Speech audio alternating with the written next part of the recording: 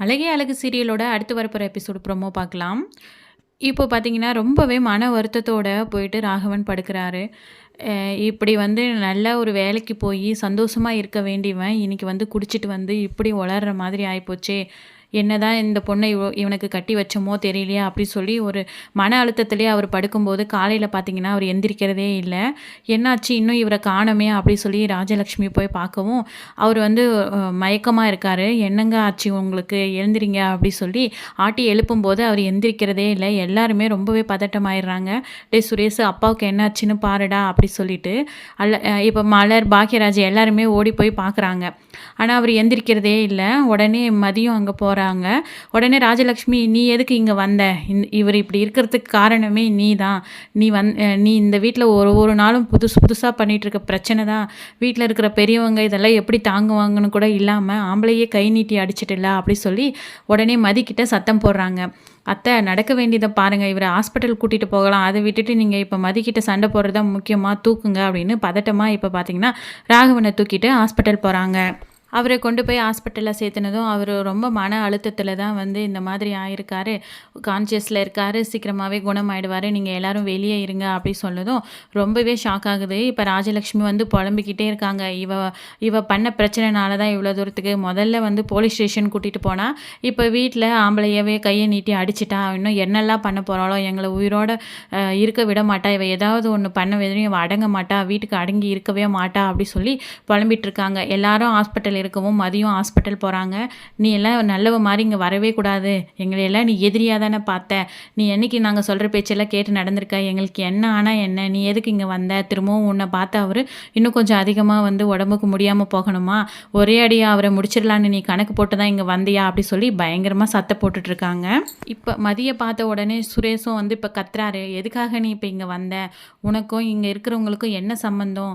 உன் இஷ்டத்துக்கு பிடிக்காத ஒரு கல்யாணம்" அப்படி சொல்லி ஆரம்பத்தில் ஒரு ஒரு மாதிரி ஆட்டம் போட்டுக்கிட்டு இருந்தேன்.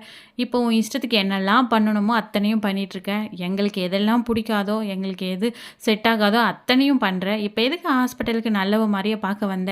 போய் உன் வேலை என்னவோ அது மட்டும் பாரு அப்படி சொல்லி இப்போ மதியை வந்து ராஜலக்ஷ்மியாக இருக்கட்டும், சுரேஷாக இருக்கட்டும் திட்டி அனுப்பி விட்டுறாங்க. ஸோ அப்பாவுக்கு உடம்புக்கு முடியல அப்படின்னு கேள்விப்பட்ட உடனே இப்போ பார்த்தீங்கன்னா, தங்கராஜும் ரேவதியும் அங்கேருந்து கிளம்புறாங்க. ஒன்று மாமனார் வீட்டில் பிரச்சனைன்னு கிளம்புறேன், இல்லை அவங்களுக்கு உடம்பு சரியில்லைன்னு கிளம்புறேன். இந்த வீட்டில் என்ன நடக்குதுன்னு கூட நீ கண்டுக்கிறதே இல்லை தங்கராஜா அப்படி சொல்லிட்டு அவங்க அம்மா ஒரு பக்கம் திட்டிக்கிட்டு இருக்காங்க. இருந்தாலும் பதட்டமா ரேவதியும் தங்கராஜும் அங்கேருந்து கிளம்பி வராங்க. எதுக்கு தான் இப்போ அப்பா இதை பற்றி ரொம்ப அதிகமாக யோசிச்சு உடம்புக்கு முடியாமல் படுத்துட்டாரா என்னன்னு தெரியல அப்படின்னு ரேவதி பேசிட்டு வராங்க. ஒன்று நல்லா தெரிஞ்சுக்கோ ரேவதி, பொம்பளைங்க அவங்க இஷ்டத்துக்கு தான் என்ன வேணால் ஆட்டம் போடலாம் அப்படி சொல்லி நினச்சிக்கிட்டு ஆட்டம் போட்டால் இதெல்லாம் நடக்க தான் செய்யும். இப்போ மதி இதெல்லாம் சரி செஞ்சிருவாளா? கொஞ்சம் பொறுமையாக போ, அடங்கி போனால் பேச்சுக்கு பேச்சு எதிர்த்து பேசுகிறா. குடும்பம்னா என்ன? யாராவது ஒருத்தர் விட்டு கொடுத்து அதை கண்ட்ரோலில் கொண்டு போகிறது தானே. ஆனால் மதி என்ன செஞ்சா? முதல்ல எதிர்த்து பேசினா. அதுக்கு ஏமா அப்படி பேசுகிறேன்னு கேட்டதுக்கு போலீஸ் ஸ்டேஷன் போய் மிரட்டி வீட்டுக்குள்ளே வந்தா. வீட்டுக்குள்ளே வந்தவ அதுக்கப்புறமாவது ஒழுங்காக இருந்தாளா? இல்லை. சுரேஷ் கிட்ட சொல்லி, "டேய் எப்படியாவது உன் வாழ்க்கையை ஸ்டார்ட் பண்ணு, எல்லாம் சரியாக போயிடும்" அப்படின்னு சொன்னேன். அவன் வாழ்க்கையை ஸ்டார்ட் பண்ணலாம் அப்படி சொல்லி ஏதாவது ஒன்று முயற்சி பண்ணால் அதுக்கு ஒரு பிரச்சனை. அவனையே திரும்பி அடிக்கிற ரேஞ்சுக்கு கொண்டு போயிட்டா. இதெல்லாம் எங்கே போய் முடிய போதோ தெரியல. இதில் நீங்கள் மதிக்கு வேற எல்லாருமே சப்போர்ட் பண்ணிகிட்ருக்கீங்க. இதெல்லாம் சரியில்லை அப்படி சொல்லி இப்போ பார்த்தீங்கன்னா தங்கராஜ் சொல்லிட்டு இருக்காரு. ஹாஸ்பிட்டல் ராகவனை பார்க்க போன மதி அங்கே யாரும் அவங்கள பார்க்க விடாததுனால இப்போ பார்த்தீங்கன்னா நேராக அவங்களோட அம்மா வீட்டுக்கு போகிறாங்க. "என்ன மதி இவ்வளோ நேரத்துக்கு வந்திருக்க? என்ன திரும்ப ஏதாவது பிரச்சனையாம்மா?" அப்படி சொல்லி அங்கே இருக்கவங்க பதட்டமாக கேட்குறாங்க. அதுக்கு "அதெல்லாம் ஒன்றும் இல்லைப்பா. இப்படி மாமாவுக்கு உடம்புக்கு முடியாமல் ஆயிடுச்சு. நான் ஹாஸ்பிட்டல் போனேன். அங்கே யாரும் என்னை பார்க்கவே விடலை. எதிரியாக பார்க்குறாங்க" அப்படி சொல்லி ரொம்பவே வருத்தப்பட்டு வந்து மதி அழுகிறாங்க. "அதான் நான் நேற்றே சொன்னேனே, வீட்டில் இருக்கிற எல்லாருமே உனக்கு ஆப்போசிட்டாக இருக்காங்க. நீ பேசுகிறது, நீ உன்னை பார்த்தாலே அவங்களுக்கு பிடிக்கல. வாமா வீட்டுக்கு, கொஞ்ச நாள் இருப்ப, அப்புறம் என்ன பண்ணுறதோ பார்த்துக்கலான்னு சொன்னேன்ல. நீ எங்கள் கூடயே வந்துட்டுருக்கணும், நீ அங்கே இருந்திருக்கக்கூடாது" அப்படின்னு. "எல்லாத்தையுமே சரி செஞ்சிடலான்னு தான் பண்ண நினச்சேன். எத்தனை நாளைக்கு நான் இங்கே இருக்க முடியும்? அதனால தான் நான் அங்கேயே இருந்தேன்" அப்படி சொல்கிறாங்க. "இப்போ நீ என்ன பண்ண? அவர் உடம்புக்கு முடியாததுக்கும் நீ நீ எப்படி காரணமாக முடியும்? வேணாமா உனக்கு அந்த வாழ்க்கை? நீ பேசாமல் எங்கள் கூடவே இருந்துரு அப்படி சொல்லி அவங்க ஒரு பக்கம் பயங்கரமாக அழுதுட்ருக்காங்க. ஹாஸ்பிட்டலில் பார்த்தீங்கன்னா அவர் வந்து கண் முழிச்சிட்டாரு, வந்து பாருங்க அப்படி சொல்ல உடனே எல்லாரும் இப்போ அவரை பார்க்குறதுக்கு போகிறாங்க. என்னங்க ஆச்சு உங்களுக்கு, ஏங்க அதெல்லாம் மனசில் போட்டு குழப்பிக்கிட்டு இப்படி வந்து படுத்துக்கிட்டீங்க அப்படி சொல்லி ராஜலக்ஷ்மி ஒரு பக்கம் அழுதுட்ருக்காங்க. இன்னொரு பக்கம் சுரேஷ், அப்பா என்னோட வாழ்க்கையை நினச்சி நீங்கள் உங்கள் உடம்பை கெடுத்துக்காதீங்க, நான் ஏதோ தெரியாமல் குடிச்சிட்டு வந்துட்டேன், என்னை மன்னிச்சிருங்கப்பா அப்படி சொல்லி கையை பிடிச்சி அழுறாங்க. பெத்த பிள்ளைங்க சந்தோஷமாக இருக்கணும்னு தான் நான் நினைப்பேன், ஆனால் வீட்டில் ஒருத்தருக்கு ஒருத்தர் எல்லாத்துக்கும் சண்டை போட்டுட்டு இருக்கும்போது ரொம்ப மனசு கஷ்டமாக இருக்குது சுரேஷா அப்படி சொல்லவும் சுரேஷ் கொஞ்சம் யோசிக்கிறாரு. நாமளும் வந்து இந்த பிரச்சனையை எப்பவும் போல் அமைதியாக விட்டுட்டு இருக்கணும், அவளை அடிக்க போய் இந்த பிரச்சனையெல்லாம் தேவையா? இப்போ பாரு அப்பா உடம்புக்கு முடியாமல் போயிட்டாரு, இப்போ அவளை வந்து கூட சேர்த்துக்கவும் முடியல, விடவும் முடியல, நமக்கு எதுக்கு இந்த நிலைமைன்னு தெரியலையே, கொஞ்சம் நாளைக்கு பொறுமையாக விட்டுடுவோம் அப்படிங்கிற மாதிரி இப்போ சுரேஷ் நினச்சி ரொம்ப ஃபீல் பண்ணிகிட்ருக்காரு. இப்போ ஒரு வழியாக வந்து ராகவனை வந்து டிஸ்சார்ஜ் பண்ணி வீட்டுக்கு கூட்டிகிட்டு வராங்க. அங்கே மதி வந்து வீட்டில் இருக்கிறதில்ல, எங்கே போனாங்கன்னு தெரியலையா அப்படி சொல்லி மலரும் பாக்யராஜும் பேசிகிட்டு இருக்கும்போது அவள் எங்கேயாவது போயிட்டு போகிறா, இன்னும் இந்த வீட்டில் அவள் வேறு என்ன பண்ண வேண்டியது இருக்குது, அவள் இந்த வீட்டில் தேவையே இல்லை, அப்படி எங்கேயோ போனதை கொண்டு வந்து வீட்டில் வச்சுக்கிட்டு தொலைக்க முடியாத குறையாக இருக்குது அப்படிங்கிற மாதிரிலாம் ராஜலக்ஷ்மி பேசிகிட்டு இருக்காங்க. ஸோ இப்போ வந்து அவங்க அம்மா வீட்டில் இருக்காளா அப்படிங்கிறத மட்டும் கன்ஃபார்ம் பண்ணிக்கோ, அவளெல்லாம் ஒன்றும் கூப்பிடவே தேவையில்லை அப்படி சொல்கிறாங்க. இப்போ மலர் பார்த்திங்கன்னா மதிக்கு கால் பண்ணுறாங்க, நான் எங்கள் அம்மா வீட்டில் தான் இருக்கேன் அப்படி சொன்ன உடனே நான் வீட்டுக்கு வரட்டுமா அப்படின்னு சொல்லி மதி கேட்கவும், இப்போதைக்கு வேணாம் நீ அங்கேயே இரு அப்படிங்கிற மாதிரி மலர் சொல்லிடுறாங்க. ஸோ இப்போ பார்த்திங்கன்னா அடுத்து நம்ம என்ன பண்ணுறதுன்னு தெரியலையே, ஏதாவது ஒரு நல்ல வேலையை தேடுவோம், அதுக்கப்புறம் வீட்டுக்கு போகிறதா போகாமல் போகிறதான்னு பற்றி யோசிச்சுப்போம். ஆனாலும் வந்து அந்த வீட்டுக்கு போனால் அவங்க சொல்கிற மாதிரிலாம் கேட்டுட்டு நம்மளால் அங்கே போய் இருக்க முடியாது, எல்லாத்துக்கும் கண்டிஷன் போடுறாங்க அப்படின்ற மாதிரியும் மதி யோசிக்கிறாங்க. ஸோ இப்போ அடுத்த நாள் பார்த்திங்கன்னா எல்லாம் அவங்களோட ஃபைல்ஸ் டாக்குமெண்ட்ஸ் எல்லாம் ரெடி பண்ணி எடுத்துக்கிட்டு ஒரு காலேஜில் இன்டர்வியூக்கு போகிறாங்க. அங்கே பார்த்தேன்னா அவங்களுக்கு தெரிஞ்ச ஒரு மேடமே பிரின்ஸிபலாக இருக்காங்க. நீ அங்கே தானே ஒர்க் பண்ணிட்டு இருந்த மதி, இங்கே எப்படி நீ இன்டர்வியூக்கு வந்த அப்படி சொல்லி மதியை கேட்டுட்ருக்காங்க. எனக்கு மதி சொல்கிறாங்க, அங்கே நடந்த பிரச்சனை எல்லாத்தையுமே சொல்கிறாங்க, எந்த ஒரு காரணமே இல்லாமல் என்னை வேலையை விட்டு எடுத்துட்டாங்க, அதனால தான் நான் இங்கே இன்டர்வியூக்கு வந்தேன் அப்படிங்கிற மாதிரி மதி சொல்லவும் அந்த பிரின்ஸிபல் கேட்டு ஷாக் ஆகுறாங்க. நீ நல்ல வேலை செய்கிற பொண்ணாச்சே, உன்னை எப்படி அவங்க வேலையை விட்டு நிறுத்தினாங்க அப்படின்னு சொல்லிட்டு கொஞ்ச நேரம் வெளியே போயிட்டு அந்த காலேஜுக்கு ஃபோன் பண்ணி விசாரிக்கிறாங்க.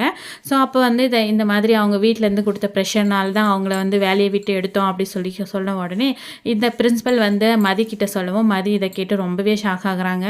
ஸோ வேலைக்கு போய் நம்மளை கொஞ்சம் தயார்படுத்திட்டு அதுக்கப்புறமா வாழ்க்கையை ஸ்டார்ட் பண்ணலாம் நாம் நினச்சோம், வேலையை விட்டே நிறுத்திட்டு அவங்களுக்கு பிடிச்ச மாதிரி நம்மளை அடக்க நினைக்கிறாங்களே, இந்த வாழ்க்கையே தேவையில்லை அப்படிங்கிற ஒரு மனநிலைமைக்கு இப்போ மதி வராங்க. இப்போ வந்து ரொம்பவே மன அழுத்தத்தோட மதி இந்த விஷயத்தை கேள்விப்பட்ட உடனே ஃபீல் பண்ணுறாங்க. ஏற்கனவே அவர் உடம்புக்கு முடியாமல் போனதுக்கு காரணமும் நம்ம தானே சொல்கிறாங்க, அந்த வீட்டில் எது நடந்தாலும் அதுக்கு காரணம் நம்மன்னு சொல்கிறாங்க. இப்போது நான் வேலை போகிறதுக்கு காரணமும் அந்த வீட்டில் இருக்கிறவங்க தான் இருந்திருக்காங்க, நம்ம எப்படி போய் அங்கே வாழ்கிறதுன்னு தெரியல அப்படின்னு யோசிச்சுட்ருக்காங்க. மதி உனக்கு ஒன்றும் பிரச்சனை இல்லை, இந்த காலேஜில் நீ ஒர்க் பண்ணுறதா இருந்தாலும் ஒர்க் பண்ணலாம், அதை பற்றி ஒன்றும் கவலை இல்லை அப்படிங்கிற மாதிரி சொல்லவும் நான் இங்கே ஜாயின் பண்ணிக்கிறேன், என்கிட்ட இதுதான் பிரச்சனைன்னு கூட சொல்லாமல் என்ன திடீர்னு அங்கேருந்து ரிலீவ் பண்ண சொல்லிட்டாங்க, நான் இனிமேல் அங்கே போகிறதுக்கே எனக்கு விருப்பம் இல்லை அப்படி சொல்லி மதி சொல்கிறாங்க. சரிம்மா உனக்கு ஓகேனா நீ நாளைக்கே வந்து ஜாயின் பண்ணிக்கோ அப்படி சொல்லி அந்த பிரின்ஸிபல் சொல்லவும் அங்கேருந்து ரொம்ப மன வருத்தத்தோடும் அழுத்தத்தோடும் வந்து இப்போ வந்து மதி அங்கேருந்து கிளம்பி அவங்க அம்மாவோட வீட்டுக்கே போகிறாங்க. ஸோ வேலை போனதுக்கு காரணம் தங்கராஜ் தான் அப்படிங்கிற விஷயத்தையும் தன்னோட அப்பா அம்மா கிட்ட சொல்லி ஷேர் பண்ணி அழுதுட்ருக்காங்க. சரிம்மா நீ இப்போதைக்கு இந்த வேலைக்கு போ, அடுத்தடுத்து என்ன பண்ணுறது அப்படின்றத நடக்கிறத பொறுத்து பார்த்துப்போம் அப்படி சொல்லி மதிக்கு இப்போ அட்வைஸ் பண்ணுறாங்க. ஸோ இப்போ ராகவன் வீட்டுக்கு வந்த உடனே மதியை கொண்டு வந்து வீட்டில் விடணும், இல்லைனா இதை அப்படியே ஆற போட்டுருவாங்க, ஏற்கனவே அவள் இந்த வீட்டுக்கே வரக்கூடாது, செட் ஆக மாட்டான்னு சொல்லிட்டு இருக்காங்க அப்படி சொல்லிட்டு இப்போ தங்கராஜும் ரேவதியும் நேராக மதியோட வீட்டுக்கு போகிறாங்க.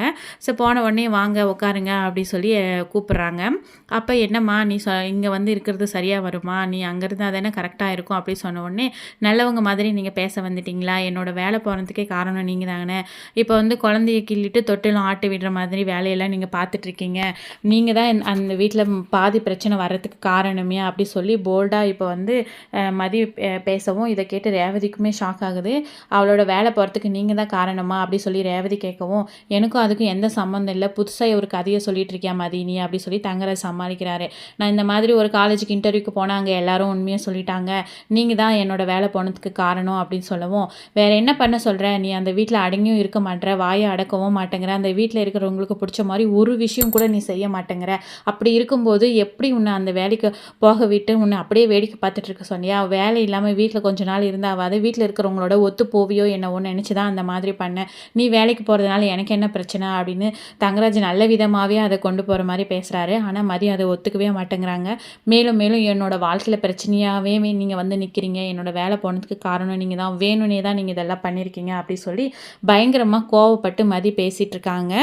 ஸோ அதுக்கப்புறமா என்னம்மா உன்னோட வாழ்க்கை நல்லா இருக்கணும், உன் வீடு தேடி வந்தால் என்னவே கேள்வி கேட்டுட்ருக்கியா நீ அப்படி சொல்லிட்டு ரேவதியை கூட்டிகிட்டு தங்கராஜ் அங்கேருந்து வெளியே போயிடாரு. இந்த பொண்ணு எல்லாத்துக்கும் ஒரு பேச்சை ரெடியாக வச்சுக்கிட்டு பண்ணிகிட்ருக்கே, சுரேஷோட சேர்ந்து இவள் வாழ மாட்டாளான்னு ஒன்றுமே புரியல, பேசாமல் சுரேஷ் சொல்கிற மாதிரி இவளை டிவோர்ஸ் பண்ணிடுவோமா அப்படிங்கிற மனநிலைமைக்கு வந்து யோசிச்சுட்ருக்காரு தங்கராஜ். ஸோ இப்போ அடுத்து மதி இங்கே இருக்க போகிறாங்களா, அந்த வீட்டுக்கு போகிறாங்களா, போனால் என்னெல்லாம் பிரச்சனை வரப்போகுது அப்படிங்கிறத வெயிட் பண்ணி வரப்போகிற எபிசோடில் பார்த்து தெரிஞ்சுக்கலாம். இந்த வீடியோ உங்களுக்கு பிடிச்சிருந்தா மறக்காமல் லைக் போடுங்க.